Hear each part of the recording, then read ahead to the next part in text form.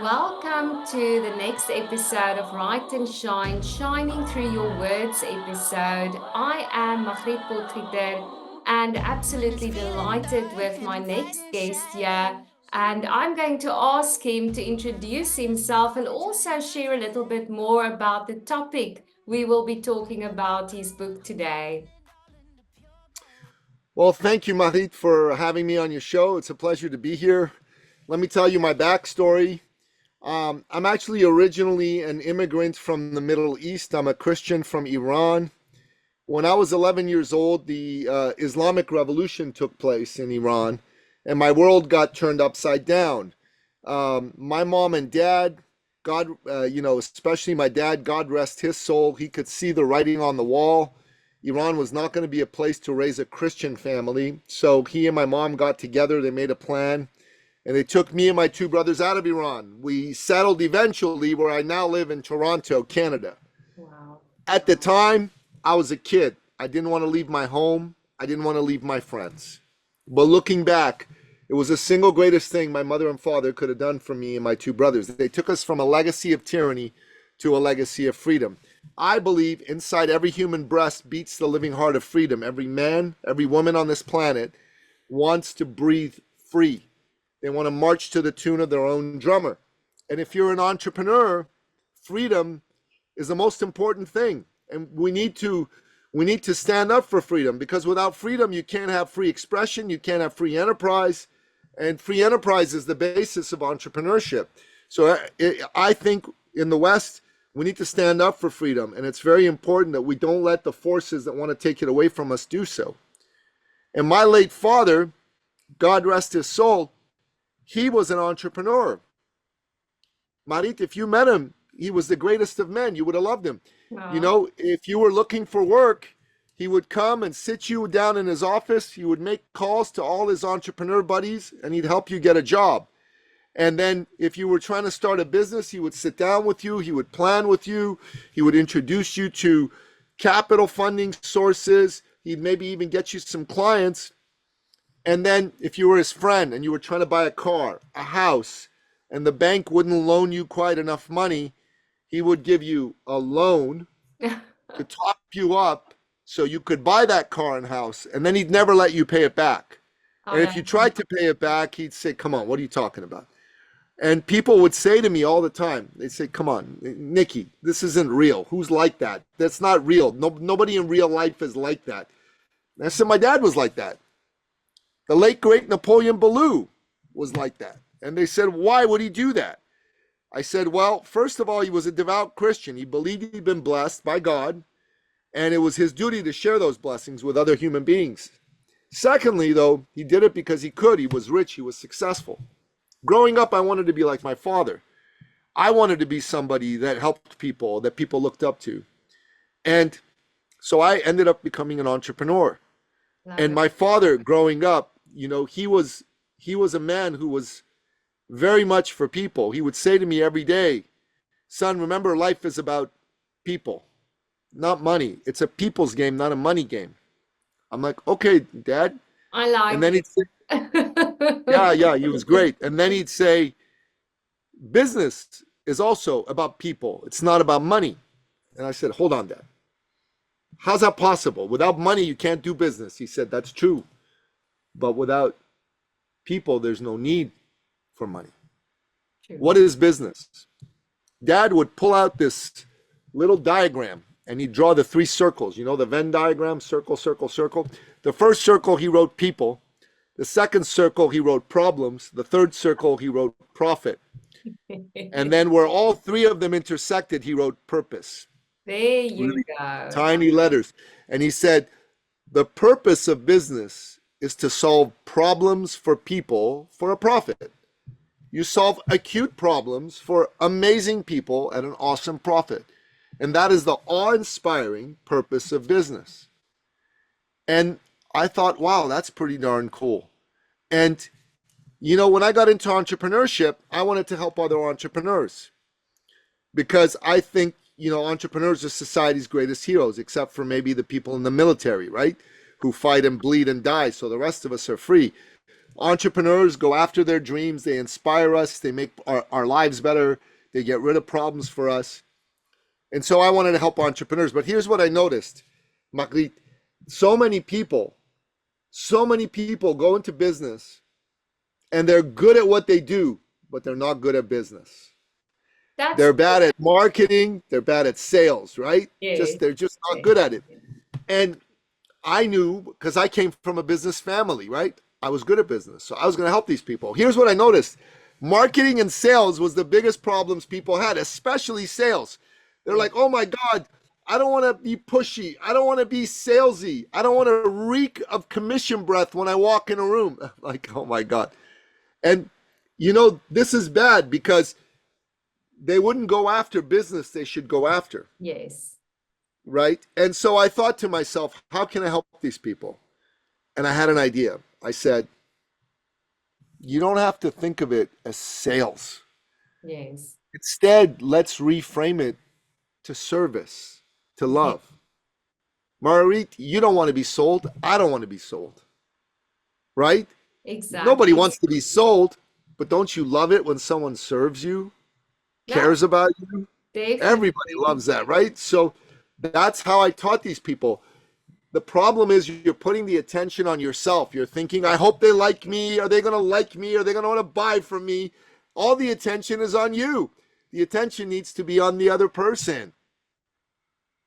I hope that I can be of service to them. What is their problem? What is the consequence of this problem? How is it hurting them? How is it hurting the people they love? If you take the attention off you, you can't be nervous anymore because the attention is where it belongs on being of service. Just teaching people how to do that, help them double, triple, quadruple their business. And for me, that was the first thing that I was able to do is to show people how to do that. And it was a way to honor my father, and Exactly. that's kind of what got my start in business. How old were you when you started, Nikki? Were you young? Did you know from a very very early age this is what you want to do? Honestly, I did, but I started working for other people for, a good little while. But I was in my 30s when I started in business, Oh, that's and amazing, though. You now I'm went in for now training. in my 50s. Now in my 50s, so it's been good. It's interesting because I actually earlier today I became very emotional during a meeting because I'm a single mom and I started my business 4 years ago and I just became so emotional because my why is my son. I started because of my son, but I remember how scared I was. So my question to you, Nikki, would be, what advice would you give someone like I was 4 years ago, so scared? And it's very daunting, especially in the online space. What advice would you give new entrepreneurs? Because I'm also nearing 50, and it's very scary if you've never owned or had your own business. And these words selling and marketing and all this stuff, it can be very daunting starting out. That's so true. So let me answer the question by telling you a story. Good. So um, there was a woman who was working with us, and when we met her, she was reasonably successful. You know what I mean? Reasonably successful, but she wasn't where she wanted to be. You know, and there was a part of her that was scared. You know what I mean? Her first name was Diane, right? And Diane uh, knew she had it in her to do better and be better and help her family more, but the fear held her back. And one of the things about the fear is she thought, who's going to listen to me? She wouldn't tell this out loud to anybody, obviously, right? But who's going to listen to me? If they only knew I don't know that much. I mean, I'm not. Whatever the hell the I'm not is all about, right? I'm not enough, I guess. Yes, And sure. so Diane probably, I would say at that time, you know, she made like $60,000 a year, right? It's okay, but it's it's not wow, all my dreams are going to come true money. You know what I mean? And here's a couple of things that we saw for her. First of all, she was not really valuing herself. She offered a really good service and she knew how to help a particular group of people really well, but she was afraid of charging what she was worth because she thought nobody would buy because who am I? I'm not enough, right? So the first thing we did is we worked on her mindset. The second thing we did, I have a rule when you come into my coaching and under my care, you got to listen to me. If you don't listen to me, we're going to have a problem. You know what I mean? If I tell you, Magriet, you're going to do X, you better do X. Okay? Yes. No, I didn't do X. I forgot. I don't want to hear it. Right? That's not how I roll. So it took us a while, but my coaching to her was, you're going to triple your prices. She, what? What? She says, and take a deep breath. Take a deep breath. You're going to triple your prices. No one's going to buy. They're going to buy. I'm telling you, you don't know what you're talking about. Who's the coach? Yes. Am I the coach or you the coach? You're the coach. I see. When you go to your doctor and your bone's broken, you're going to tell your doctor how to set your broken arm, or you're just going to let him set your broken arm? All right. So she tripled her prices. And we said, here's your next job. You need to get in front of X number of people for the next month. And I forget what the number was, but something like 10, 12, 15, some number at that. And she was like freaked out because she never got in front of that many people. But I told her, you have to do it. I Good. need a list. I need the names, blah, blah, blah. And you can't think about you and whether they're going to like you or going to buy from you. You have to think about them and their problem. And you have to genuinely ask yourself, am I the right person to solve this problem? And if the answer is yes, shame on you if you don't tell them that you can solve it and you don't tell them they should work with you. Yes. Shame on you. That's what I told her, right? And she's like, okay, I'll do it. She did it. Her first client bought at triple the price. She was so ecstatic. She was freaking out. She just called me. Look at me. I sold it. I made it happen. I can't believe it. I said, nope, you can believe it. Never say you can't believe it because God will Yes. hear you. Okay, I can't believe it. I can't believe it. I can't believe it. Okay, I don't know, however many she called, 10, 12, 15, she made 3 sales at triple the price. So that month, she made $22,000. So she made $60,000 a year. That one Yes. month, she made $22,000. After that month, she never made less than $20,000 again. And within 6 months, she made $60,000 in a single month. So That what used to be her annual income was now her monthly income. And Diane at the time was 56 years old. I love that. That's amazing. And it definitely for me, it's for me, sales, marketing, all this stuff it's psychology. It really is. And you have to do the deep dive. So I, for example, did non-profit work for 11 years. Non-profit.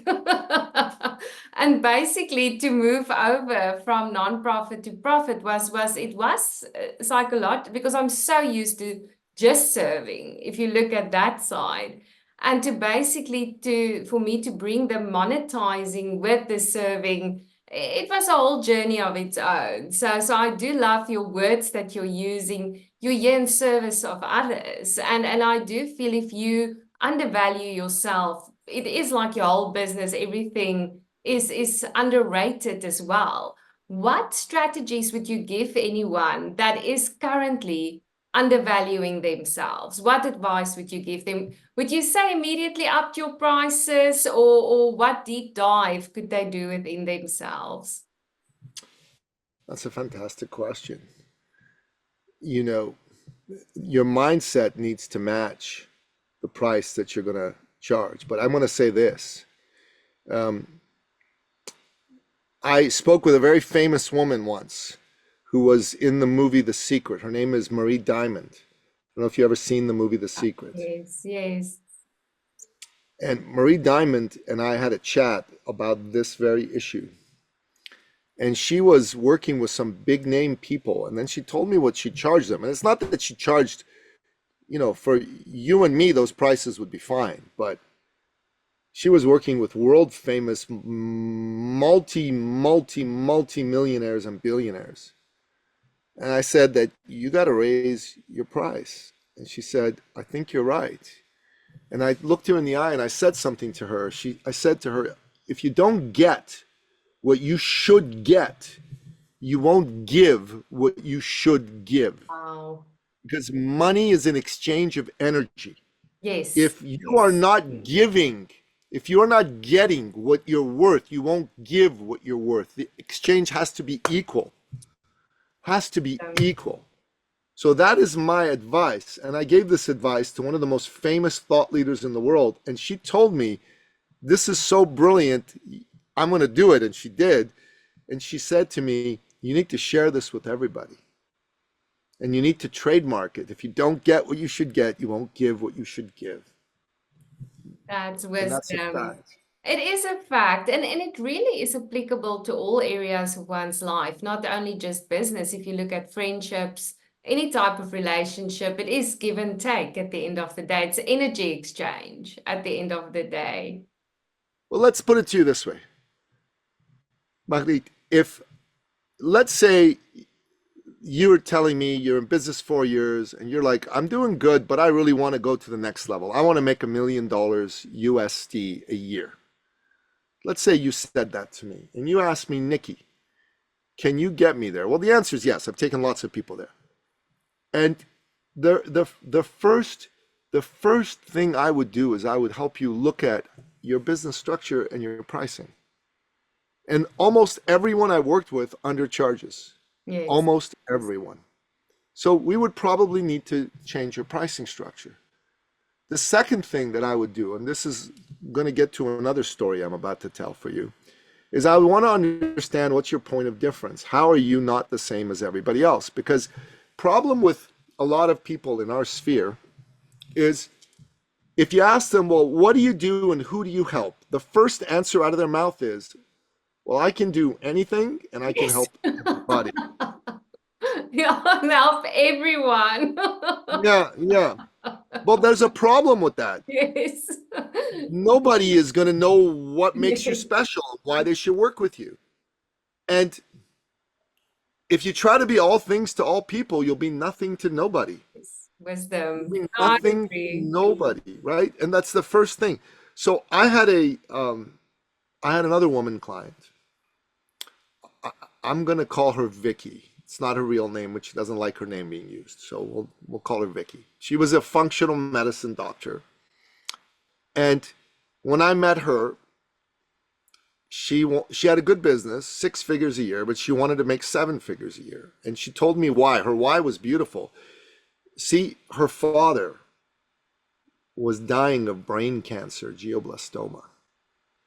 And he was going to die. There was nothing anybody could do. The cancer had gone really, really far. And she was daddy's girl, had always been daddy's girl. She was like just so upset that he was passing away. And she came to me and said, I need to honor my father by becoming $1 million a year businesswoman. And I'm like, okay, I can get that. And she said to me, can you help me? And I said, of course, help lots of people. So she hired us. She started doing our thought leadership work. We helped her get a bunch of things sorted out, including her pricing, which was too low, and we had to raise it. And but then I asked her, who do you help? And she said, well, I can help anybody solve any health problem. I really can. And I looked at her and I said, I'm sure, but that's not going to work for you. And she says, well, what do you suggest? I said, how many clients have you worked with throughout your career? She said, well, probably close to 10,000. I said, wow, that's a lot. So I said, we're going to do an exercise. And this is an exercise that I created. And I said, I want you to create your ideal client profile. So we do the Venn diagram again with the 3 circles. And the first circle is, who are the clients you got the best results for? So she made a list of all the client names, the results she got for them, the impact of these positive results on the client, and the impact of these positive results on her. So it's a very detailed exercise. So she did all that. And then the second one was, who are the clients that you enjoyed working with the most? Again, write down the names of all those clients. And write down what was it about working with them that made it enjoyable, and what was the impact on you and them of you guys doing this. So we did that. And then we looked at who are the clients that were easiest to do business with. They paid in full. They paid on time. They sent you lots of clients. No fuss, no muss, no headaches. Just boom, boom, boom, boom, boom.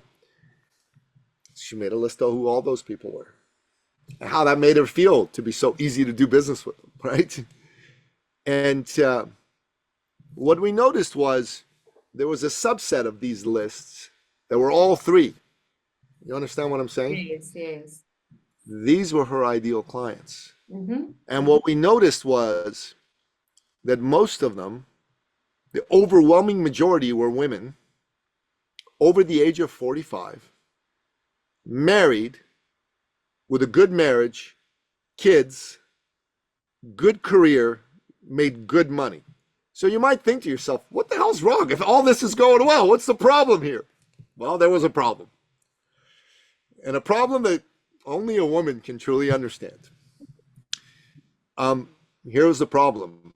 These women felt, shall we say, that youth and beauty had passed them by, and they were upset. Ah. Yeah. Youth and beauty had passed them by, and they were upset. I'm a man. I don't get it the way you women get it, but I know you get it the way I'll never get it, right? And these ladies had a story in their head. It's too late for me. I'm over 45. I'm over 50. I'm over 55. I'm over 60. It's too late for me. This is as good as it's going to get, but it still really bothered them. So Dr. Vicky, we helped her create some amazing messaging. And the messaging was, get your sexy back. Ah. Get your sexy back. And the messaging was, the number, your actual age, that's going to keep going up. There's nothing we can do about that, right? Getting older is inevitable, but aging is optional. You can look and feel as good in your 50s, 60s, 70s as you did in your 20s and 30s. And she proved it. Her business blew up. She went from 6 figures a year to 6 figures a month. Yeah. Now, it took a full 3 years for that to happen. It didn't happen overnight. She kept doubling her business every year. Double, right? But I tell you, she honored her father, and she's making 7 figures a year. Well, that's amazing. That is amazing. But it's very, very good advice that you give.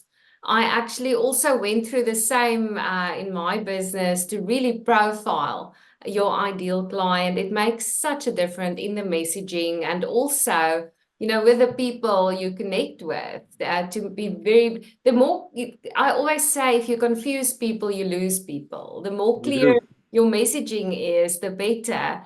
And Nikki, I do want to ask you about your latest book. You have written 11. Yeah. What motivated you to write this one? So this book is called Get Booked and Get Paid, Nice. and how to generate 6 figures a year through podcast guesting. And what motivated me to write it is about, almost 3 years ago, 2.5 years, 3 years ago, during the lockdowns, my business took a very bad turn. and I had to come up with a new way to generate leads, sales, and clients. And so I called my business coach, and his name's Mark Von Muser. He used to be Tony Robbins' director of coaching and training. And I said, "Hey man, I got a problem here. I need to make some money. I need to turn Yes. all this around. What can we do?" And he said, "Well, I have an idea." I said, "Okay, what's the idea?" He said, "Why don't you go be a guest on other people's podcasts, but go be a guest to generate leads, sales, and clients?" And I'm like, Nice. "Okay." I said, "Well, how do I do that?" Because I'd never heard of someone going on a show to generate leads, sales, and clients, right? Never. And he gave me a beautiful answer. You know what the answer was? "I have no idea, but we will figure it out The together." best answer, yes. I have no idea, but we will figure it out together. I'm like, what have I got to lose? Good. So I started to sign up for some online platforms that use AI to match you up with hosts. So Okay. there's Podmatch, Guestio, Matchmaker, and I started getting a lot of shows. But the first 100 shows I went on, I made no money. And you got to understand, I needed to make money because I needed business. But I learned every Yeah. show I went on. I learned, and by the 101st show, everything clicked, and I got a lead, and I got a sale, and I got a client. Nice. And over a 2.5 year period, actually less than 2.5 years, just over 2 years, I've made $410,000 in sales directly from podcast guesting. It's interesting. 5 hours a week, 5 hours a week. And then I started to teach this to some of my students. They were able to do it too. And so then Mark, my coach, said we should write a book to Nice. reach more people. So we wrote this book, and it's a short book, like 85 pages, 84 pages to be precise. But this book has everything in it on what you need to do in order to get booked on shows cheaply, because you don't need to, necessarily go and hire a company to get you booked on shows for $3,000 or $5,000 a month, Agree. because AI platforms can do it for very little money. Like it cost me less than $50 a month, and I was able to get on as many shows as I wanted. The algorithms gave me 720 shows a month to be able to choose to pitch to for less than $50 a month. Yes, that's amazing. I like that type of strategies. So no ad spend, no big dollars. Yes. So like I would say to you, like you're a great podcast host, Thank you. and if you're also looking to get leads, you should become a podcast guest as well, because being a podcast guest, the way that we teach it in this wonderful book and in my course called Get Booked and Get Paid, you can generate within 90 days, you know, 10, 20, 30, $40,000 I'm going to for read 50 your bucks a book. month. I'm going to read your book. Should. Everybody should read my book. Honestly, if you're in business, you should all read this book. Yeah. And once you read this book, inside this book is a scorecard. And this scorecard shows you how good are you at podcast guesting. And once you take this test, there are 7 questions. You'll know,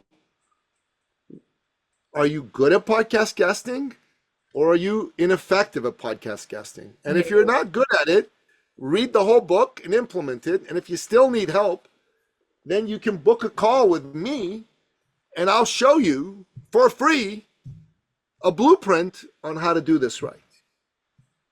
That's amazing because for me personally, in South Africa, I've been in the PR and media industry for many years now, and I've written books. Like I mentioned, I was in the nonprofit arena and I did numerous interviews, and I just became almost burned out. to be like very honest. This is why I enjoy these type of interviews because we talk behind the scenes. And so it's very interesting your approach and that you do so many.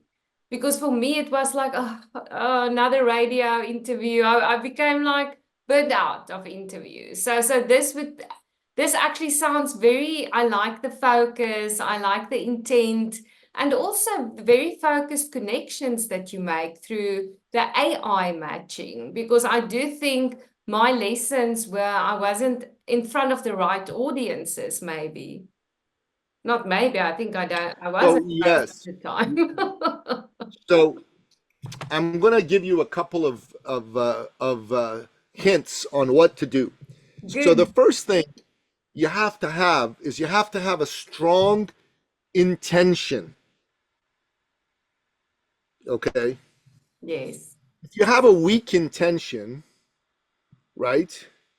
That's like a gentleman, excuse me for being a little bit risque, having a weak position in the bedroom. It's not good for anybody. He has to have a strong position in the bedroom.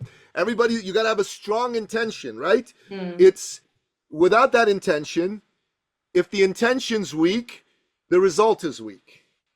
So most people go on a podcast and their intention is, well, I'm going to have a great conversation and hopefully someone will hear me and get in Yes, touch with me. yes. That's a weak intention. It's like you see a beautiful woman across the road. You know, if you're a man or if you're a woman and you see a man you find interesting and you go, I hope he talks to me. You know, I hope she notices me. No, no, no. The intention has to be stronger than that. Yes. Has to be stronger than that. So the secondary, the strong intention, the first part is you have to have an intention to go on the show to get leads, get sales, and get clients. That's the intention to go on the show. Yes. Okay. Secondly, you have to understand that as a guest, your job is to inspire the audience. The audience today listens to podcasts because they want to be inspired. They Yes. want to learn and they want to feel better. So that's your job. You better be ready to do that. Secondly, the host, in this case you, they're taking time, they're putting energy, and they're putting money into producing the show. They're taking a big risk. You're taking a big risk bringing me on your show. If I do a bad job, you wasted your time, you wasted your energy, you wasted your money. True. So I got to make sure I come on the show and I got to make you feel, wow, this guy was great. Thank you for coming on my show. Yes. So that's the second intention is I gotta like make you feel like you made a good choice bringing me on the show. And this is the third intention. This is very important. Every host is a business person. Mm. I don't know about you, but the way I do business is I get to know people, I get to like them, and I get to trust them. Yes. I do business with people I know, I like, I trust. I don't do business with anybody else. True. That's me. And what better way to get to know each other than a half an hour to an hour long, intimate, personal conversation on a podcast? By the end of this show, I'm going to know you, you're going to know me. Now, not like we've known each other 30 years, but we're going to know each other. You're going to go to yourself, this crazy guy with the funky white beard and the black mustache, man, I kind of like him. He's got high energy. He says some quirky things, but he's articulate and he says some things that make sense. I like him. And Yeah. I'm thinking, this lady with the Afrikaans accent, man, she's pretty cool. You know, she's pretty cool. She's got a bookcase in the back just like me. Now, mine's real and hers is not, but what the hell? We're still book lovers, both of us, right? It's true. And and I like her. I get to know you a little bit. You know, you're South African. You're a single mom. You get to know me a little bit. I'm from Iran. I came to the West. So there's liking, there's knowing. There's a little bit of trust there. Now, is there a level of trust that you're going to give me the keys to the kingdom? No, and not me either. But there's enough trust that we're able to have a further Yes. conversation about business, about collaboration, about further podcasting. People, they need to be smart about this. You need to be smart. You go on a show, you better be smart about all three of these intentions. You do these intentions right, you're going to get leads, you're going to get sales, you're going to get clients. If I just came on this show and you and I had none of the other aspects, that would be a waste of my time. And True. I wouldn't say it's a complete waste of your time, but it's at least it's not a waste of your time, but it's we didn't get you all the value you could have gotten, because you're still going to go, it was a good episode, I like it, my listeners are going to like it. But it's even better if there's a business relationship. Now imagine just this, that you go on just 2 shows a week for 30 minutes. That's an hour a week. Marit, an hour a week. Okay? Yeah. That's 4 hours a month. Imagine that out of 4 hours a month in a year, you were able to have 35 business conversations about doing business. That's 1 out of every 3. Okay, it's a very low percentage. It's actually probably going to be more like 55 or to 70. But Yeah. let's say it's 35, and let's say you only got 1 out of every 3 or 4 to say, yeah, I'm going to do business with you. But that's 10 clients, and if your package is $10,000, that's $100,000, 4 hours a week, $100,000. Now, if instead of 35 uh, calls, you were able to Yeah. get 70 calls, twice as many, and if it's, that's 200,000. Now, if you got better at your enrollment, that could be $250,000 in a single year. 1 hour a week, 4 hours a month, podcast guesting. Nobody does this. Marie, nobody does this. Nicky does this, and his readers and students do this. Everyone else goes on a show, and they blow their opportunity to make money. It's a good thing for the host, but the guest, they blow their opportunity to make money. It's true. And my listeners, everyone is journalists, podcasters, authors, speakers, all storytellers. So this absolutely 100% makes sense. But Nikki, I know you are also on a time limit here. I do want to invite you back, sir, for a follow-up I love that. interview. I'd Because love that. I've got so many questions still. But Well, I really can I tell enjoy you one last story? Can I tell you please. one last story? So there's this man. He was a student of mine in my podcast guesting course. His name is Michael. He's a tax accountant. Marit, you know any tax accountants? Are they the most high energy, charismatic people you've ever met, these tax accountants? Or are they a little bit more introverted? Tell me which one is a better description of a tax accountant.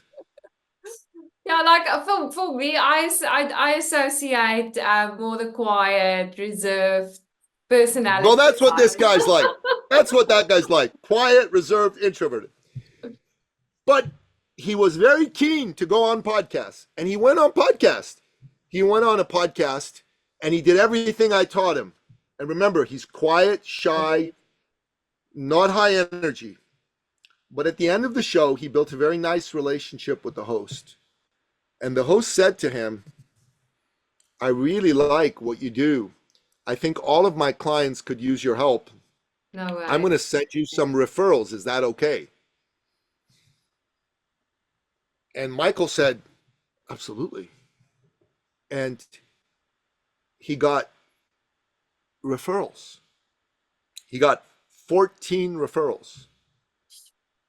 And I Wow. think out of the 14, he got 5 that became clients.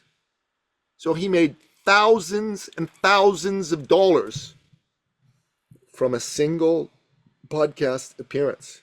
Now, would this have happened if he didn't know what to do the way I taught him? Absolutely not.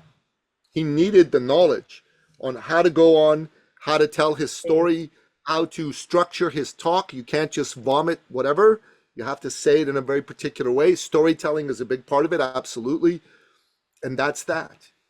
And I say this to you, if you're coming and listening to this, I want to just say, if you want success in your business and you're considering looking at podcast guesting as a way to do it, you first have to have four qualities, because without these qualities, you will not have success. First of all, you have to be decisive.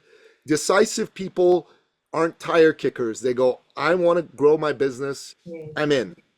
Secondly, you have to be committed, because the first time you go on a podcast, you're not going to be like me.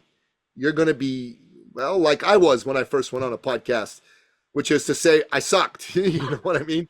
That's it. That's a All of us technical, did. The two of us were for like sure. brilliant the first one. I was But you see, sweating profusely. I was so But you nervous. see, that's for sure. But this is the point. You have to be committed, because Yes. you're going to be bad before you're good, Yes. before you're great. So that's commitment. It's okay to be bad. You don't have to be perfect your first day. Thirdly, you need to invest in yourself, in coaching and mentoring. Robin Sharma, who used to be a client of mine, the author of the book The Monk Who Sold His Ferrari, sold I love 15 this million book. copies. He's a personal friend and a former client, said to me one day, if you want to double your income this year, triple your investment in yourself in personal and professional development. Hire a coach, join a mastermind, hire 2, 3, 4 coaches, join 1, 2 masterminds, attend conferences, read books. And then fourthly, you have to be resourceful. You have to be resourceful.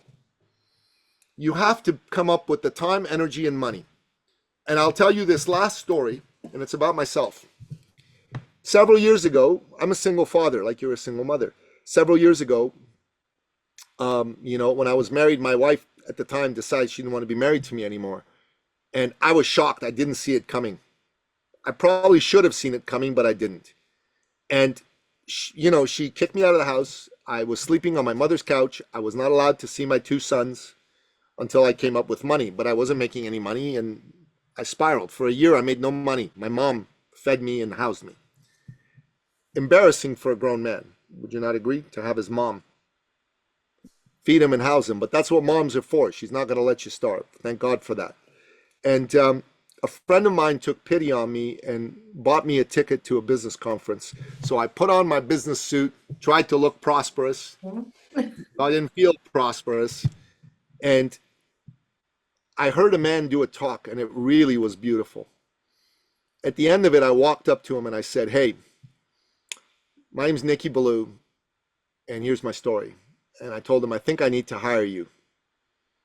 And he said, sure, no problem. He said, but you have to know that my minimum program is $5,000 for 5 hours of one-on-one coaching with me. You still want to hire me? I said, oh my God, I don't have any money. He said, okay, I'll give you some free coaching. I said, okay, that sounds great, free coaching. He said, it doesn't matter how much money you have. I said, but wait a minute, didn't you just say you want $5,000 from me? Of course it matters. He says, no. He said to me, son, listen, I don't need your money. I got 20 guys lined up to work with me. You need me. I said, yeah, that's true. And then he said, it doesn't matter how much money you have. What matters is, how bad do you want change? Yes. You're sleeping on your mother's couch. Your wife's kicked you out of the house. You're not making any money. You're not allowed to see your sons. How much longer is this okay with you? A day, a week, a month, a year, a lifetime? That last set of words, a lifetime, pierced my soul. And I said, no. I said, give me 2 days and I'm going to call you. And so I was a personal trainer then. And I called these people that I've been talking to had not given me a yes or a no. And I said to them, listen, I got good news. You're fat and you need to lose weight or you're going to have a heart attack or a stroke. And they agreed. And I said, and I'm broke and I need to make some money or I will not be allowed to see my 2 sons. They agreed with that too. And I said, so here's the deal. I'm going to give you the deal of a lifetime, half price of the last fee I quoted you. But there's a catch. You say yes or no now, and you pay now if it's a yes. So what's it going to be? 2 guys said yes. right? Two guys. So these two guys who said yes, they gave me $1,000 each. I was excited. I went to see this guy. His name was Bill, and I dropped down $2,000 on his table, smiling, excited. And he said, "Thanks, but it's 5,000, not 2,000." And I was like, "Oh my God." I said to him, "Hey, Bill, how many people have you had this conversation with that you had with me?" He said, "Oh, over the years, maybe 30 or 40." I said, "That's a lot of people." He goes, "Yeah." And I said, "Besides me, who else came back with money?" He said, "Oh, you're the first." I said, "I'm the first." He said, "Yeah, the first." He said, "The first." I said, "Then take my money. Let's sign a contract that says I'll pay you within 30, 60 days, whatever the case is." And I guess he must have seen something in my eyes and he agreed. And I did pay him. I paid him off early, actually. And in the next 6 months, I made over six figures. Sure. And the question that I'm going to leave you and your audience with is look at your current situation. How bad do you want change? Is your current situation exactly what you've always wanted? If that's the case, then you don't want change bad. But if it's not, how much longer do you want to stay in the current situation versus the vision of the situation? And if the answer is, I'm ready for change now, then here's what I suggest you do. Go on my calendar, which is ecircleacademy.com/appointment. Let me know you came from this show and book a call. It'll be complimentary if you let me know you came from this show. And I'll give you a blueprint to getting you out of your current situation because that's what I'm good at. Good. Nicky Billou has some really great strengths, but my greatest strength, this is why people pay me lots of money to work with me, is I am really good at moving you to take proper action now, not someday, now. Love it. Nikki, I do hope you come and visit me again. It was absolutely insightful. I'm a mover and shaker and I want to do something now. Love it. Listen, if anyone wants to reach out to you, how can they get in touch with you? I will share your links as well with the episode, but what's the fastest for anyone to reach out to Honestly, it's that link. If you want to you? get Okay, on a conversation, that's what you should do. I mean, I'm the only Nicky Billou in the world. So if you go on any social media and you type in the correct spelling of my name, you'll find me. But if you want to amazing. get in touch with me, like really, like get into action in touch with me, that's the link. I love that. Thank you so much for joining me today and for everyone that tuned in today. What a wonderful way to also move forward in your business. It's with action. It's not, sitting and waiting for stuff to happen. The only way to really move mountains is to move. I think that's the crux of the whole the episode. And thank you so much for tuning in. And for you that is inspired to move into action, keep on writing and keep on shining. Thank you so much, Nikki. My pleasure. Just watch me shine.